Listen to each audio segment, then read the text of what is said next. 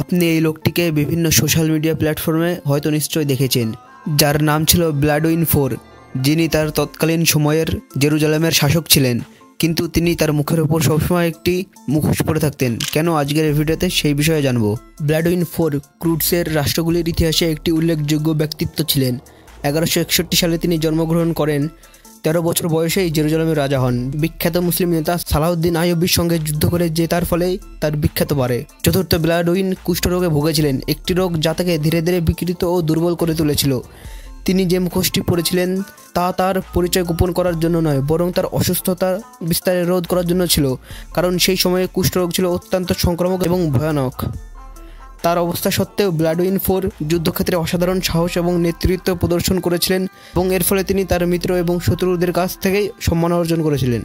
তার শাসনামলে বেশ কয়েকটি সামরিক সংঘাতের দ্বারা চিহ্নিত করা হয়েছিল, বিশেষ করে 1177 সালে মন্স গিডার্সের যুদ্ধ, যেখানে তিনি সালাহউদ্দিনের বাহিনীর দিয়ে বিজয় অর্জন করেন। যাই হোক, ব্লাডউইনের স্বাস্থ্যের অবনতি হতে থাকে এবং অবশেষে তিনি 24 বছর বয়সে 1185 সালে মারা যান।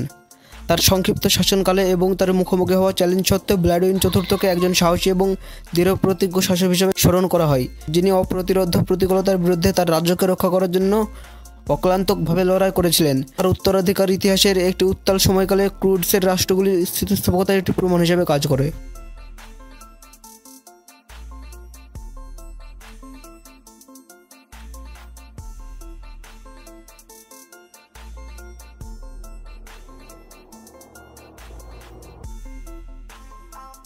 1177 সালের নভেম্বর মাসে সালাহউদ্দিন মিশর থেকে অ্যাসকালন আক্রমণ করার জন্য যাত্রা করেন এবং ব্লাডউইন শহরের সাহায্যে ছুটে আসেন। এর দুর্গের মধ্যে আটকা পড়ে তিনি মন্স গিডসের কাছে সালাহউদ্দিনকে পরাজিত করেন। 1180 সালে একটি 2 বছরের যুদ্ধবিরতি ব্যবস্থা করা হয়েছিল, কিন্তু এর মেয়াদ শেষ হওয়ার পরপরই সালাহউদ্দিন আলেপ্পো দখল করে নেন। তার পরিবারের সিংহাসন উত্তরাধিকার বজায় রাখার প্রয়াসে নিঃসন্তান ব্লাডউইন তার ভাগ্নে রাজাকে মুকুট পরিয়েছিলেন। 1183 সালে নভেম্বরে ব্লাডউইন পঞ্চম সিংহাসনে বসেন। ত্রিপোলিন, রোম এবং কোর্টেনের তৃতীয় জোসেলিনকে সিলেটির অভিভাবক হিসাবে নামকরণ করা হয়। জেরুজালেমের রাজা ফুলকের পুত্র অ্যামলারিক 1163 সালে তার বড় ভাই ব্লাডউইন তৃতীয় সিংহাসনে বসার আগে জাফা এবং অ্যাসকালনের গণনা করেছিলেন। তিনি প্রথমে অ্যাগনেস অফ কোর্টেনের সাথে তার বিয়ে বাতিল করতে বাধ্য হন, কারণ তিনি ছিলেন তার তৃতীয় চাচাতো বোন। অধিকার, বৈধতা এবং উত্তরাধিকার যাই হোক, তার ছেলে ব্লাডউইন এবং একটি মেয়েকে অ্যাগনেস দিয়েছিলেন।